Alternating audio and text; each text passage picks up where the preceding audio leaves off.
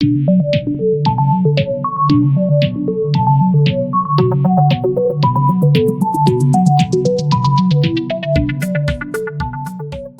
morning and welcome back to another edition of Mapton School District's Wednesday Workshop.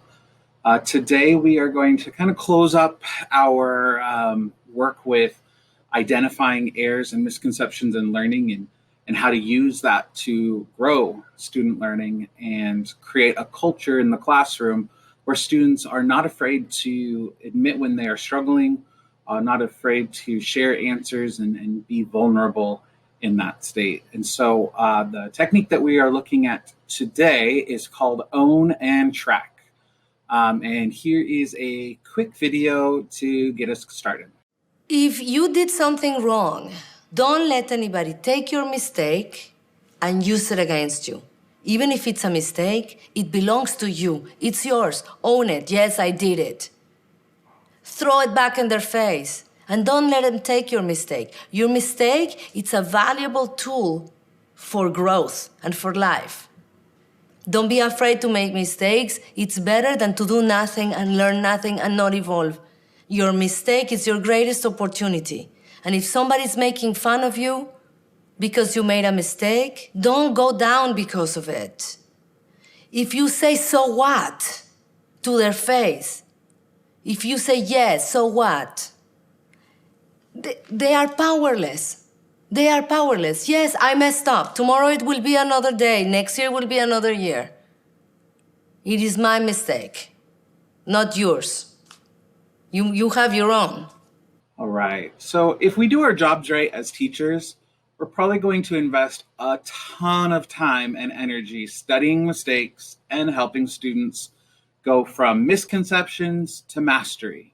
Right? We're trying to get them to go from wrong to right. But if our goal is to help students learn from their mistakes and improve their work, then having students fix their mistakes gets them only halfway. Okay? The real measure of whether or not students process and internalize this key learning is whether they can use them to improve future work. Right? So can they take what they learned on this lesson and on the next lesson, not do those mistakes and have confidence that they know how to answer or how to move forward. That requires reflecting on what they learned and why their initial answers were wrong. So this is where Own and Track comes in. They're going to learn and reflect on what they have learned in the process of getting from incorrect to correct. And that means looking at and even making notes on how they got there. So there's kind of 4 steps to the Own and Track process. The first is lock in the right answer in writing. Second is improve the work. Third is get metacognitive about wrong answers and get meta about right answers too. So we're going to explore kind of how to use those different steps. So as I said earlier, Own and Track involves a variety of types of tracking that students can do to get learning out of their errors, out of their misconceptions. And so we're going to be talking about differentiating and explaining a right answer, making notes about what made a wrong answer wrong, and labeling those errors so that they don't overlook them. All right, so first, let's get started with lock down the right answer. So there's research out there that says that students can, depending on the situation, remember what they did wrong when solving a problem at the same level that they can remember what they did right. So what that means is they can lock in or cement incorrect thinking, if that's what they're focused on, just as much as we can cement correct or right thinking. So we have to help them distinguish clearly between the two, or else you run the risk of students, especially lower achieving students, kind of getting fuzzy about what the correct answer was or why it was correct. So how do we do that? After we've spent time analyzing the errors and the right answers and and talking about the learning, we have to make sure that students have marked the correct answer and distinguished it from the wrong answers. So you could have students write correct or not correct, depending on the answers that are on their paper.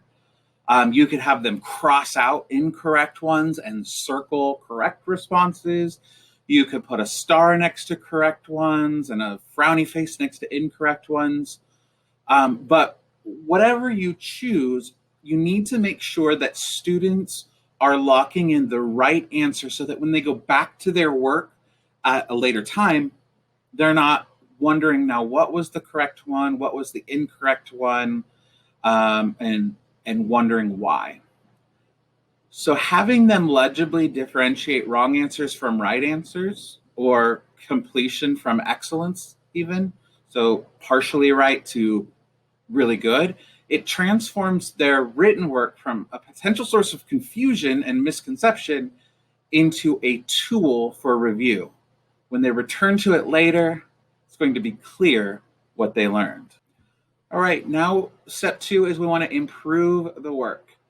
It's going to benefit your students to use what they learned to revise and improve their work.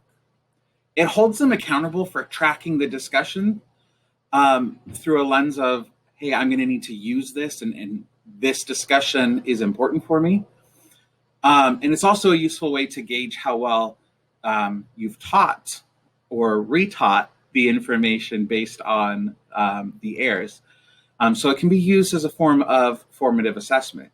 So if students can readily apply what they learn to improve their work, it's an indication that they're really close to mastery and that you can move on.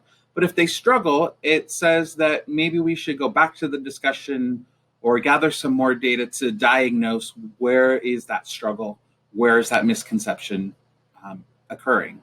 And if the students don't need to do a revision of the whole task, you might just ask them to mark up or rework a specific step or sentence or phrase. Find where you went wrong and improve that, right? Cross it out and write the correct steps in that you got incorrect. Now, third is to think meta or metacognitively about wrong answers. At the end of this presentation, there's going to be a couple of resources. The first one is some sentence stems or ideas about how to have students own and track throughout a lesson. But I'm also going to give some suggested metacognitive markers that you can use with students. I would usually print them out on a poster or somewhere and post them in the classroom so that we were working with the same symbols and the same ideas as a class. But the more you invest in the process of studying and improving on mistakes, the more important it is for students to reflect on how these revisions help their work. So we want to create a written record of the technical process and the thinking that led them to the right answer, right? Whether they got it right or wrong, we want to have that technical sequence. What was happening that got us to the right answer? Or what was happening that got us to the wrong answer? And then what steps do we need to take to get to the right one? And you can use that to study and apply to future learning, to similar work later on. So make sure that we lock in the correct answer, that we mark the corrections with a clear label that captures in very specific terms what the student should have done differently. But instead of dwelling on what was incorrect, we're going to talk about what describes the fix, which they can use for later work. And this helps students to experience the value of reflecting critically on their mistakes. And it kind of gives them a picture of the learning that they were doing. So everything that's happening internally, when we're doing this metacognitive work, we're taking the internal and putting it on paper so that everybody can see what's happening. And number 4, make sure that you're doing metacognitive work for right answers too. That can be just as powerful as showing them what they got wrong. And it can remind them of what they should continue to do, right? It cements the correct thinking and the correct steps. And it can provide them a study guide for later on. It can also give you an accurate picture of how close they are to mastery. And it, of course, leads to that culture of error.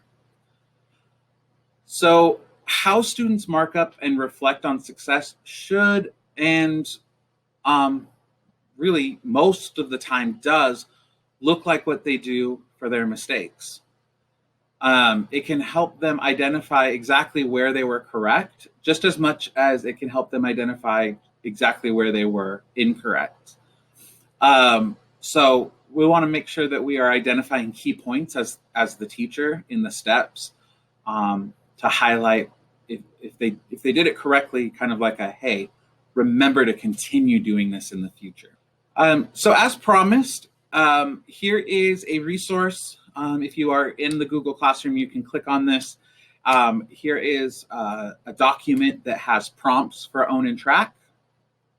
You can use those and adapt them to whatever you are working with. And here is an example of metacognitive markers that you are welcome to use and adapt, change to fit your classroom and your environment, or create one completely of your own.